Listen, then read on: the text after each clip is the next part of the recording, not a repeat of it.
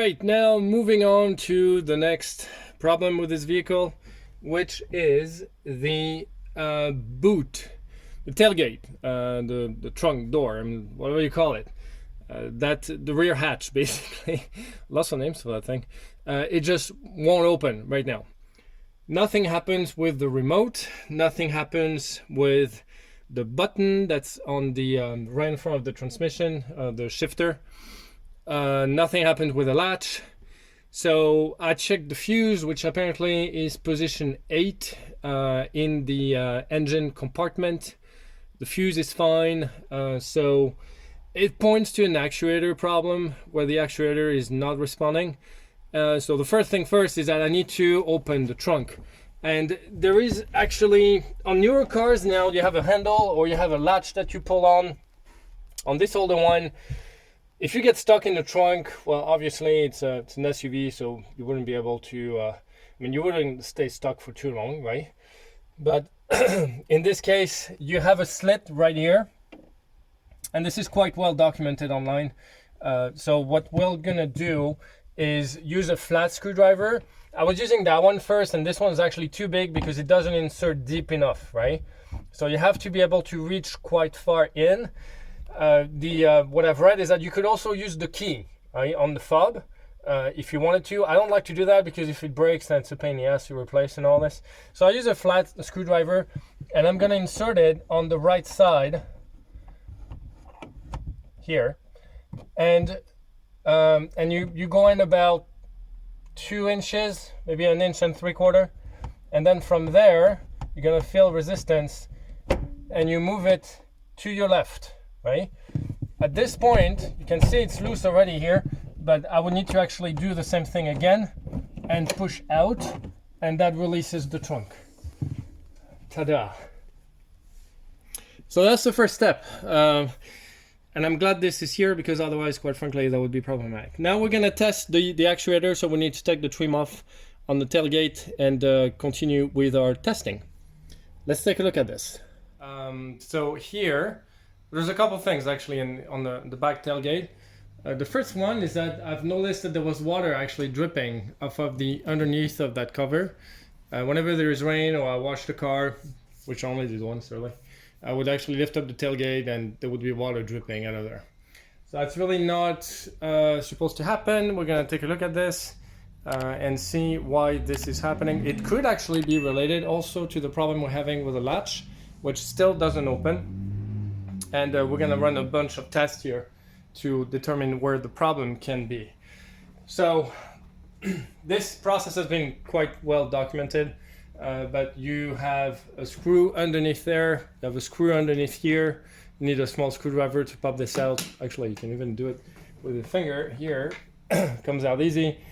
These are torx, again, you will find torx everywhere on these vehicles.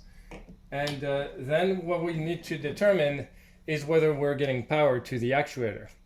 So I was able to open up the trunk earlier, you've seen that already. We're gonna take out the 2 screws here. There is, I believe, no additional screws on this side. We're gonna take out this here because there could be a screw hiding here, and there isn't, which is good. These are connectors for the lights, by the way. So in this case, well, I can take this out, but that's not, there is no screw holding this trim in place. Then we're gonna make a little bit of space so that we can work here and get to the connector that gets to the actuator, right? So not a lot of work here. Just gonna get my torx bits and we're gonna get started. These screws are T20.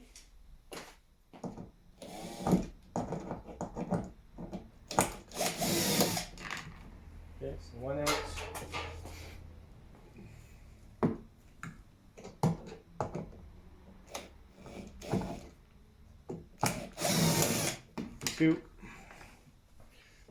Now the trim should come out, and if you have these little trim removal tools, then now would be a good time to use them. There is, I believe, one clip that's already out here. I can see it. In fact, I would really prefer to remove the entire thing. Let's see if I can. There's no screw hiding here.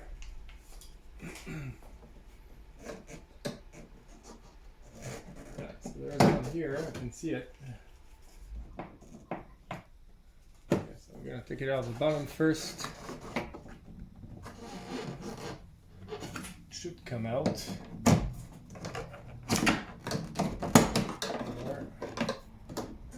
So there's one here on this end.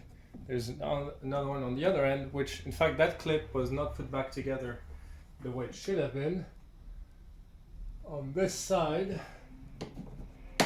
not seeing much, so I assume there is one here too. Looks like that piece should be put on, should come out. Really, there we are. There's another clip here. And on that side, this is resisting.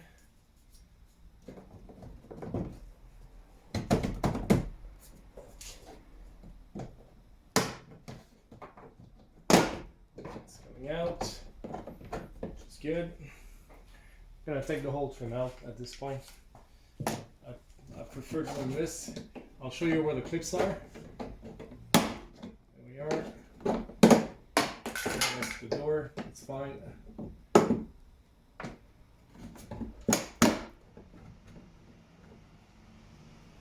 And yeah, there are clips all over here. There's a lot more clips than I thought it would be.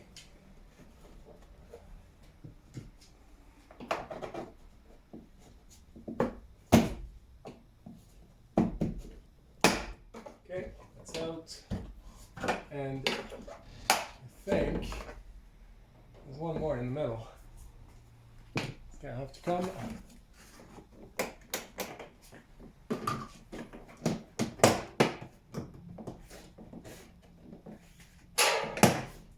Thinking that could be the way this is assembled. Okay, so this is this one here. I'm going to show you where the clips are. So you have 1, 2, 3, 4, 5, 6, 7, and that piece actually goes like that, right? Okay, so that's out. Next, these are side units, which should come out too. They are also clipped, which really is a pain in the butt because these clips are pretty strong. And looking at the way these two overlap, this one overlaps that one, which means that this one should be removed first. So in other words, I would need to take these side units out first, which again should not be that difficult.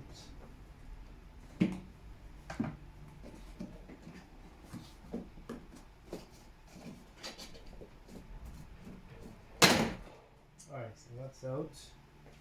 This is all held with these metal clips here. And that's actually this piece is held. Oh, it's held on the inside. That's why this one was resisting. So when you pull the sides out, this one comes out kind of vertical because it's connected to this, but the other ones come out this way. That's why this was being a pain to remove. There we are. Now the whole thing comes out. All right, good. I'm glad I didn't force any further because that could lead to damage. So now the whole trim is out. Yeah, and these things are actually kind of interlocking. There's a latch, there's a bunch of latches here that actually latch into the main piece there. So I don't mind actually this staying the way it is for now because I got much better access now to everything here, which is fabulous. And so I'm going to change the angle here a little bit. I'll just show you. So I'm going to show you on the side here where the connectors are. So this is where the clips actually clip into, right? Plus this one here. So this one has to come out down, and these ones have to come out this way, right? And the opposite for this side, obviously, but the exact same idea, right? See the holes and how this actually came out. So this got bent a little bit in the process. I hope it didn't get damaged. I don't think it did. Might supposed to be that way actually. I'm gonna leave it there.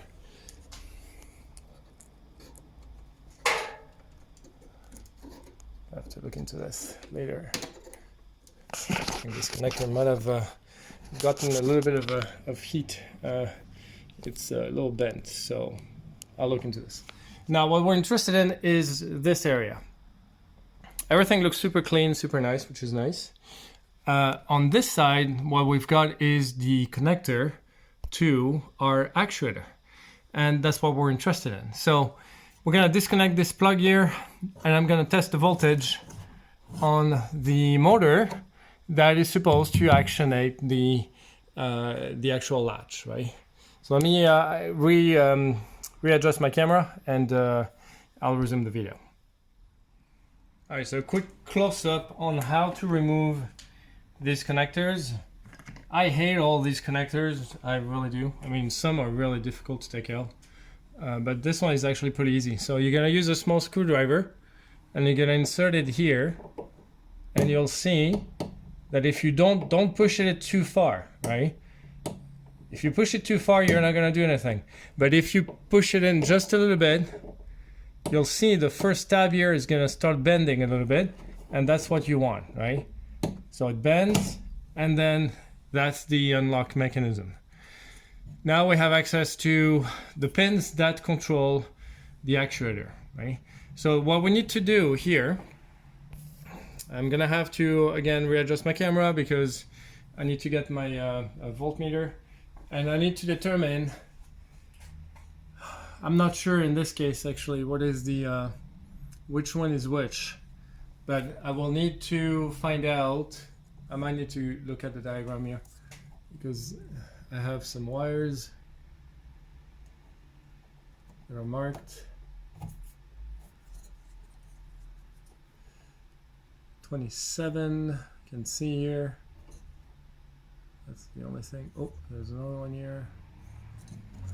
So there are little markings on the cable. There's one that's marked 8, one that's marked 27, one that's marked L8, which is interesting because that's the location of the fuse that we checked earlier, and one that's marked 7. So I'm gonna make an educated guess that L8 is the one that we need, and that we have, well, we're gonna connect this to a ground, and I'll see whether I have voltage here. So I'm gonna get my voltmeter. So in this case, I want to measure a pretty low voltage. So, oh, I need to be able to show this to you, actually. Well, let me move the camera again. All right, so I got my voltmeter. I've got my, I'm gonna find a ground here somewhere on a screw, or there's lots of options here. That should be a ground normally. And I'm gonna go, oh, that might be difficult because I need 3 hands here. I'm gonna try to put my tester in L8, which is the far, yeah, very last wire right here. Yeah, and I can't hold it in, so I'm gonna have to get a crocodile. All right, so I got my fob here. I have a crocodile that I'm gonna connect here to a ground somewhere. That nut here should be fine. And I've got my connector, so L8 again is that one here, so this one there. And it's interesting because we have a reading already there. So that means that this is, we have power coming from the fuse. Now, what you should get is a signal coming from one of these guys that will trigger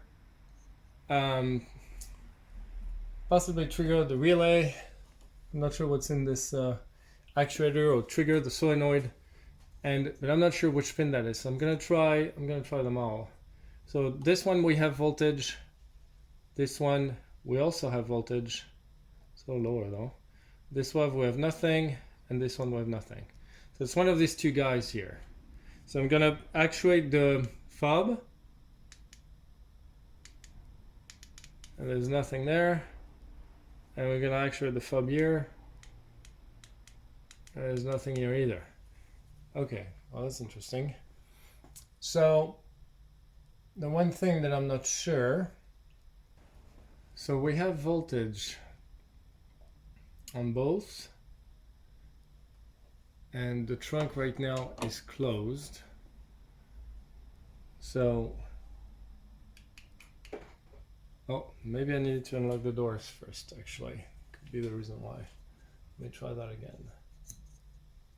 So I'm reading here, 11 volt, which is really kind of low. In fact, my battery might need to be boosted. So, still actuating the door, and it's not opening, or there's no reading.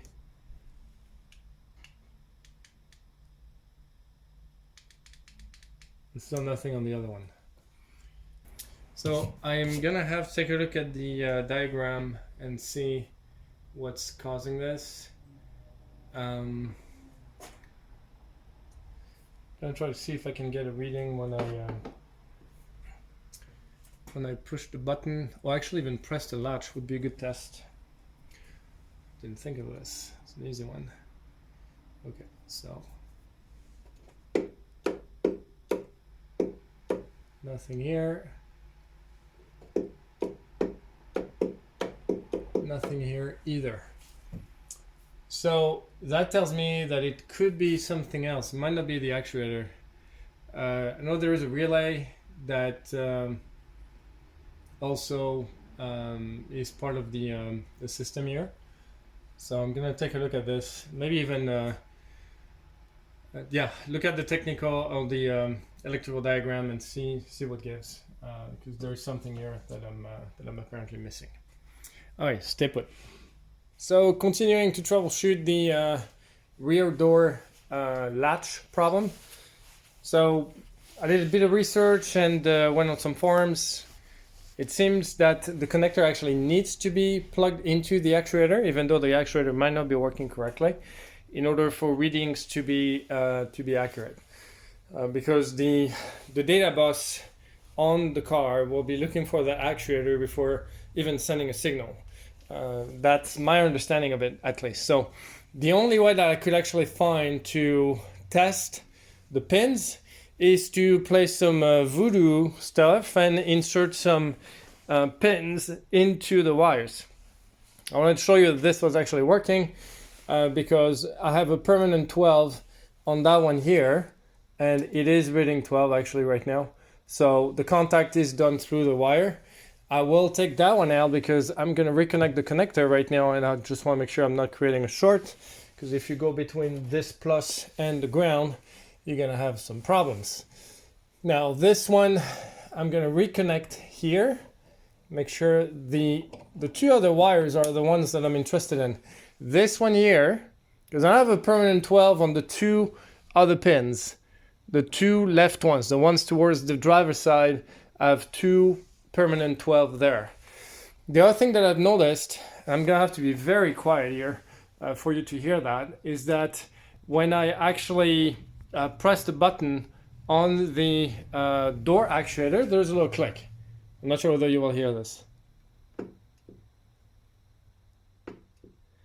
It's very faint. So I'm not sure whether it's maybe a relay in the door handle circuitry, or whether it's the actuator that's trying to do something and just doesn't really manage to do it. Either way, I mean, I could point to a defective actuator, which is a common problem on these cars, by the way. So this pin is the one that I want to test now. And the reason why I want to test that one is because if I, now that the connector is plugged in, if I operate the key, I should get a reading because when you open the door on the key or on the latch, it's going to send a signal to the actuator to open. And that's a motor fundamentally, right? This is acting as a switch. So I'm not sure whether it's this one or the next one next to it, but it's one of these two. So I'm going to press the fob now and see what happens.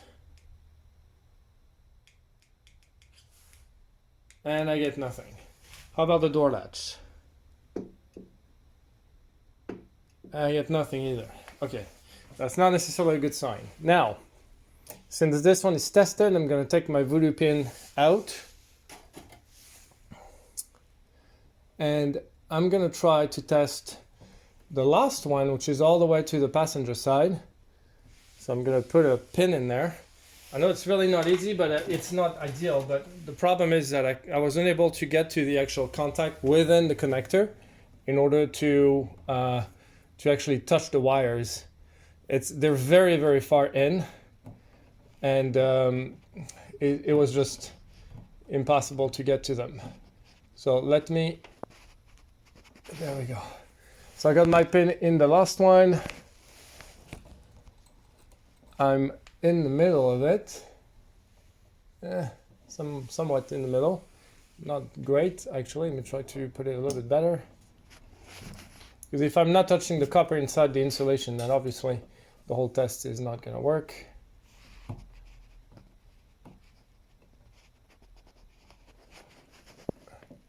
There we are. I know this time it's good. Okay. Put my little contact here. My other contact here. Ah, crap, the pin came out. Pulled on it accidentally. Let me see if I can put it back. I don't want to turn my wire into a Swiss cheese either.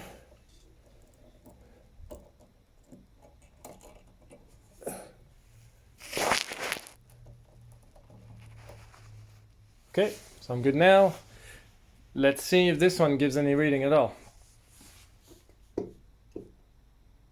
No. And the fob, nothing either. Okay, so at this point, well, I am not sure. It seems that there is no, there's nothing that goes to these two wires here, which is really not normal, because I should really get a signal there, sent by the fob, the remote, or sent by the actual door latch, and none of that is doing anything at the moment. So it seems that the problem is elsewhere. I'm gonna have to look at the actual,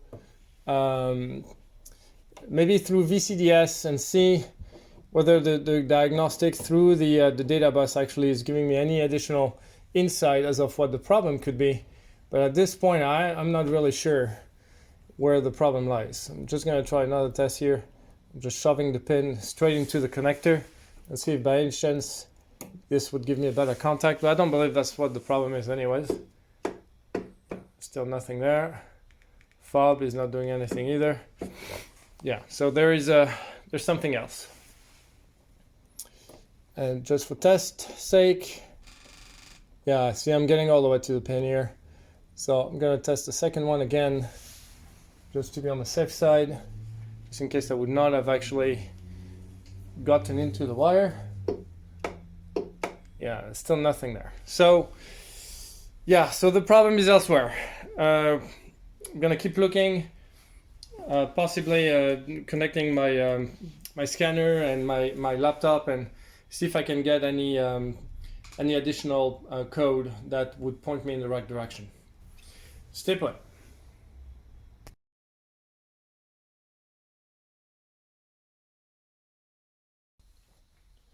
Hi everyone, continuing with the trunk door shenanigans, because quite frankly at this point I just don't exactly know what's going on, but something actually just happened tonight. I was working on one of these little plate lights, and they're actually just a regular incandescent bulb, one of these little guys. They're really not expensive at all, very easy to replace.